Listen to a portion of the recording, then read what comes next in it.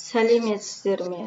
Қызылорда облысы, Арал қаласы, Арал индустриалды-техникалық колледжі.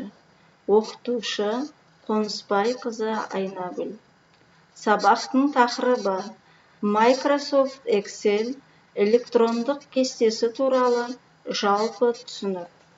Сабақтың мақсаты білім алушыларға Microsoft Excel электрондық кестесі туралы жалпы түсінік беру. Электрондық кестенің тарихы туралы айту. Білім алушыларды Excel бағдарламасын іске қосу жолымен және оның негізгі элементтерімен таныстыру.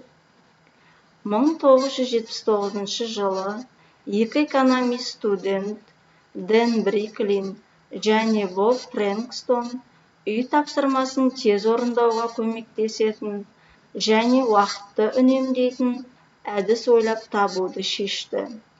Олар тарихта бірінші рет электронды кесте бағдарламасын жазып, оны BusyCalc деп атады. Сондықтан барлық электрондық кестелер бағдарламасы, оның ішінде Excel бағдарламасы Дэн мен Бобтың арқасында жүзеге асты. IBM және Macintosh компьютерлерінде жұмыс істейтін ең озық үлгілерді ала отырып, бүгінгі заман талабына сай жасалған электрондық кесте құрастыратын қолданбалы бағдарлама. Excelдің соңғы нұсқаларында график тұрғызу, күрделі функциялар арқылы есеп-қисап жүргізу және бірнеше жұмыс кітаптарымен қатар жұмыс атқару сияқты мүмкіндіктер кеңінен қолданылады. Кестелік құрылымды құжаттармен жұмыс істеуге арналған кең таралған құралдардың бірі Microsoft Excel. Ол сандық мәліметтермен жұмыс істеу үшін негізделген. Microsoft Excel бағдарламасын іске қосу тәсілдері. Іске қосу, пуск, бағдарламалар, все программы, Microsoft Office, Microsoft Excel. Келесі тәсіл.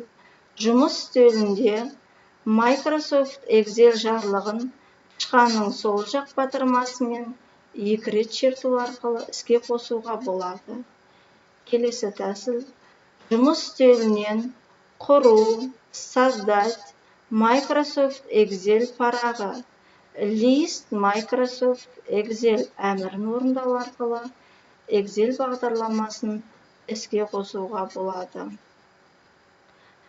Microsoft Excel бағдарламасының негізгі терезесі.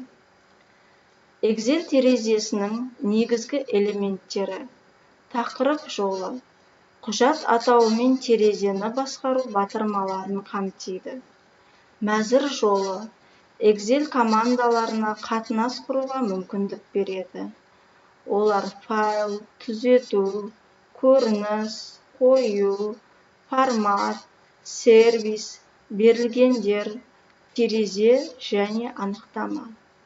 Құралдар тақтасы жиі қолданылатын командаларды шақыруға арналған батырмалар қатары орналасады.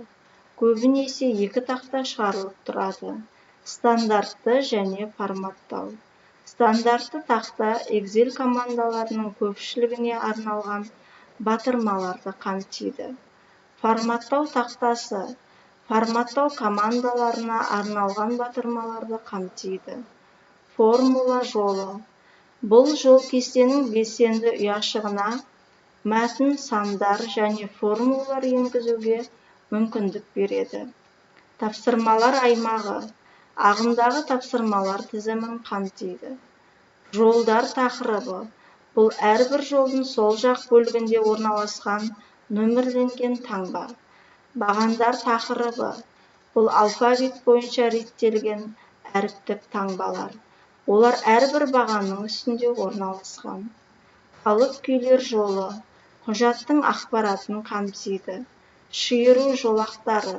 Құжаттың әртүрлі бөліктерін қарауға мүмкіндік береді. Excel даярлайтын құжат жұмыс кітабы деп аталады. Жұмыс кітабы жұмыс парағынан тұрады. Жұмыс парағының құрылымы кестенің құрылымындай. және ол бір немесе бірнеше кестені қамтиды. Әрбір парақтың аты төменгі жағында орналасқан таңбашада көрініп тұрады. Осы таңбашаның көмегімен кітапты парақтауға болады. Таңбашаны тышқанның батырмасымен 2 рет шерту арқылы атын өзгертуге болады. Әрбір жұмыс парағы жолдар мен бағандардан тұрады. Бағандардың аты латын алфавитінің бас әріптерімен жазылады. Бір жұмыс парағы 256-ға дейін баған санын қамти алады. Ал жолдар 1-ден бастап 65536-ға дейін нөмірленеді. Excel кестесінің негізгі мүмкіндіктері: мәліметтерді енгізу, оларды редакциялау, қағазға басып шығару, ұяшықтар ішінде өсу немесе кему бойынша сұрыптау, кестеге жол, баған, ұяшық қосу немесе алып тастау, мәліметтерді статистикалық талдау, графиктер мен диаграммалар тұрғызу, және функциялар мен формулаларды пайдалана отырып әртүрлі есептеулер жүргізу.